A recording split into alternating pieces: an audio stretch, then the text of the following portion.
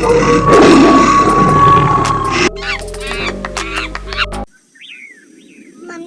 मुझे बहुत ठंड लग रही है। हाँ मम्मी, मुझे भी। हाँ बच्चों, जंगल में अचानक से ठंड बढ़ गई है, पर तुम डरो मत, मैं हूँ ना तुम्हारे साथ। मैं तुम दोनों को ठंड नहीं लगने दूंगी। पूरे जंगल में सन्नाटा फैला हुआ था, क्योंकि ठंड का मौसम शुरू हो चुका था। जिन पंछियों ने अपने घोंसले पक्के किए थे, उन्हें तो कुछ नहीं हो रहा था, पर जिन्होंने अपने घोंसले पक्के नहीं बनाए थे, उन्हें सर्दी के मौसम में बाहर ही ठंड में रहना पड़ रहा था। अजी, दरवाजा लगा लीजिए। एक तो आपने हमारे घोंसले को इतनी बड़ी बड़ी खिड़कियाँ बनाई है, और ऊपर से ये बड़ा सा दरवाजा भी खोल कर बैठे हो। इससे अच्छा तो हम बाहर खुले में ही अपना घोंसला बनाते। अरे गोरी, बाहर हल्की बर्फबारिश हो रही है, मैं उसी का मजा ले रहा हूँ। आओ, तुम भी बाहर आ जाओ। रहने दो। आप एक काम करो, आप घोंसले के बाहर चले जाओ और जो मजे लेने हैं ले लो। ऐसे हमें ठंड के मजे ना दो। कालू बाहर चला जाता है और बाहर से घोंसले का दरवाजा लगा देता है। इधर रानू चिड़िया लाडो चिड़िया के पास आ जाती है। रानो, क्या हुआ? क्या बात है? लाडो, मैं मेरे माँ और पिताजी के पास कुछ दिन रहने के लिए जा रही हूँ। यहाँ ठंड बढ़ गई है। पर रानो, तुम्हारे माता पिता तो बर्फीले पहाड़ों पर रहते हैं ना, तो क्या तुम्हें वहाँ पर ठंड नहीं लगेगी? अरे नहीं नहीं, वहाँ मेरा परिवार बर्फ के इग्लू घर में रहता है। लाडो, तुम ऐसा क्यों नहीं करती? तुम भी चलो मेरे साथ, हम कुछ दिन वहीं पर रहकर वापस आ जाएंगे। मम्मी चलो ना, हमें भी देखना है इग्लू का घर। चलो ना मम्मी, चलो ना। ठीक है बच्चों, चलो हम भी चलते हैं। सारे मिलकर रानू के माँ पिताजी के इग्लू के घर की तरफ निकल पड़ते हैं। अरे, ये जंगल में अचानक इतनी सर्दी कैसे बढ़ गई? अगर जल्द से घोंसले का इंतजाम नहीं हुआ तो लगता है यहीं पर ठंड से जान निकल जाएगी। कुछ समय उड़ने के बाद लाडो और रानू बर्फीले पहाड़ों की तरफ आ जाते हैं। रानू, यहाँ पर तो हमारे जंगल से भी ज्यादा ठंड है।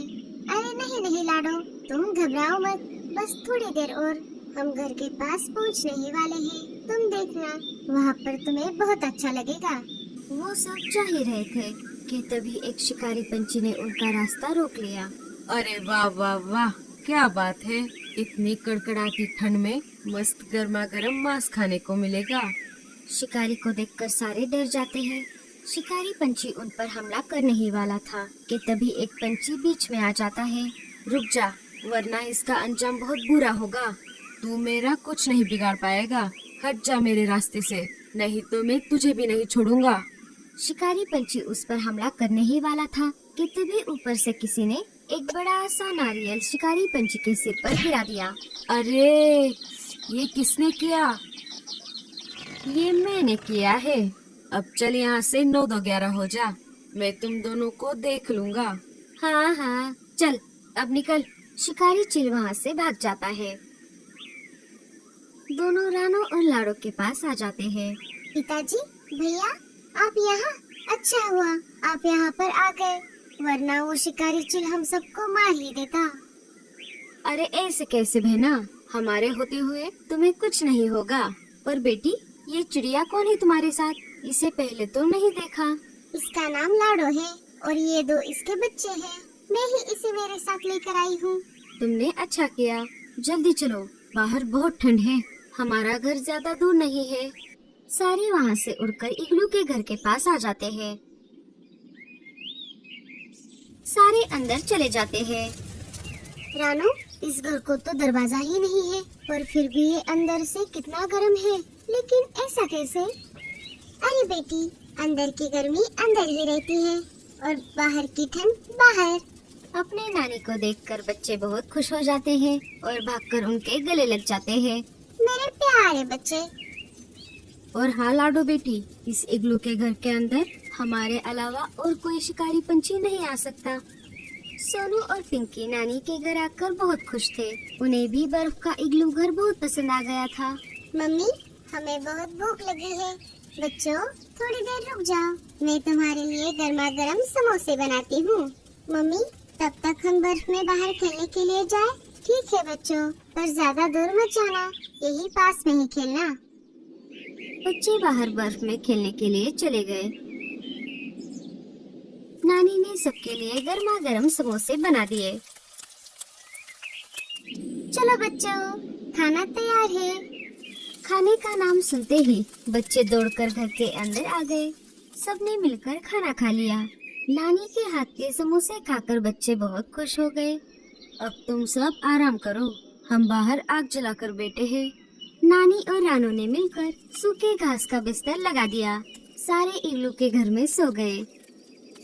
बाहर बच्चों के नानू और मामा आग जलाकर बैठ गए। रानू और लाडो उनके पास आ जाती है। बच्चों, तुम सोए नहीं अभी तक? नहीं पिताजी, हम ये सोच रहे थे क्यों ना हम हमारे जंगल में ऐसा ही इग्लू का घर बनाएं। हाँ हाँ, क्यों नहीं, जरूर बनाओ। पर बच्चों, इसे बनाने में तो बहुत मेहनत लगती है और बहुत परेशानियाँ भी उठानी पड़ती है। भारी वजन के बर्फ के टुकड़े उठाने पड़ते हैं, उनको एक के ऊपर एक रखते हुए जाना पड़ता है, तब जाकर बनता है बर्फ का इग्लू घर। लाडो, अगर हमारी कोई मदद करेगा तब हम हमारा बर्फ का इग्लू घर जरूर बना सकते हैं। कुछ दिन ऐसे ही बीत जाते हैं। माँ, ये 4-5 दिन कैसे बीत गए हमें पता ही नहीं चला। अब हमें चलना होगा। जंगल लौटकर हमारे नए घोंसलों का इंतजाम करना होगा। और थोड़े दिन रुक जाओ बच्चों, वैसे भी तुम तो बहुत दिनों बाद आई हो। नहीं माँ जी, हम फिर कभी वापस आएंगे, पर अब हमें चलना होगा। बच्चों का स्कूल भी है, ज्यादा दिन छुट्टियाँ पड़ जाएगी तो बच्चों की पढ़ाई पर असर हो जाएगा।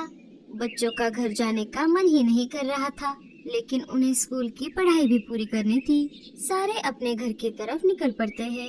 अच्छा, तो तुम वापस जा रहे हो। अब मैं देखता हूँ कि तुम्हें कौन बचाएगा। बच्चों, अब तुम यहाँ से जा सकते हो, जल्दी वापस आना। बाय बाय नानू, बाय बाय। हम जल्दी वापस आएंगे नानू। सारे अपने जंगल वापस आ जाते हैं।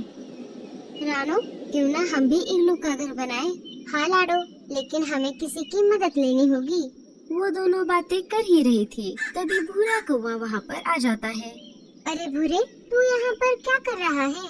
मैं इन लकड़ियों से घोंसला बनाने वाला हूँ, पर ठंड इतनी ज्यादा है कि मुझे लकड़ियाँ ढूंढने में बहुत परेशानी हो रही है। मुझे और लकड़ियों की जरूरत है। भूरे, तुम ऐसा क्यों नहीं करते? घोंसला बनाने में हमारी मदद करो, और तुम्हें लकड़ियाँ ढूंढने की भी जरूरत नहीं है। क्या? पर हम घोंसला किस चीज का बनाएंगे? हम बर्फ का इग्लू घर बनाएंगे। बर्फ का इग्लू घर? मैं समझा नहीं। भूरे, तुम बस हमें बर्फ उठाने में मदद करो, बाकी का काम हम देख लेंगे। जैसा रानू और लाडो ने बताया, वैसे भूरा बर्फ को लाता और जैसे जैसे वो बताती वहाँ पर बर्फ को रख देता। शिकारी चील उनका पीछा करते करते जंगल में आ गया। अच्छा, तो तुम दोनों यहाँ पर हो। इधर तीनों ने मिलकर बर्फ का इग्लू घर तैयार कर दिया। कुछ ही देर में भूरे का भी इग्लू घर बनकर तैयार हो गया। तभी वहाँ पर गोरी और कालो कौवा आ जाता है। अरे वाह, क्या घर बनाए हैं! क्या हम भी ऐसे घर बना सकते हैं? हाँ हाँ, क्यों नहीं। अगर कालू मदद करेगा तो हम आपकी इग्लू घर बनाने में जरूर मदद करेंगे। हाँ हाँ, तुम तो बना लोगे, पर मेरे जैसे बूढ़ी चिड़िया का क्या? मैं तो सिर्फ 2-3 महीनों की मेहमान हूँ। ऐसी बात नहीं है मीनू मौसी, अगर भूरा और कालू कौवा आपकी मदद करेंगे तो हम भी आपके लिए इग्लू घर बना देंगे। एक एक करके सारे पंछियों ने इग्लू के घर बना दिए। इधर शिकारी चील जंगल में आ जाता है। अरे भागो शिकारी पंछी, अरे भागो, छुप जाओ। सारे अपने अपने इग्लू के घर में छुप जाते हैं। शिकारी चील एक एक करके इग्लू के घरों को अपने चोंच और पंजों से तोड़ने की कोशिश करने लगा। अरे ये क्या? ये बर्फ के घर तो बहुत पक्के हैं। मैं एक काम करता हूँ, बाहर ही पंछियों का इंतजार करता हूँ। पंछी अंदर मस्त गरम बैठे थे और इधर चील ठंड में ठिठुरते हुए बैठा था। रात भर ठंड में बैठने की वजह से शिकारी चील बर्फ में जम जाता है। सारे पंछियों को शिकारी चील से छुटकारा मिल जाता है।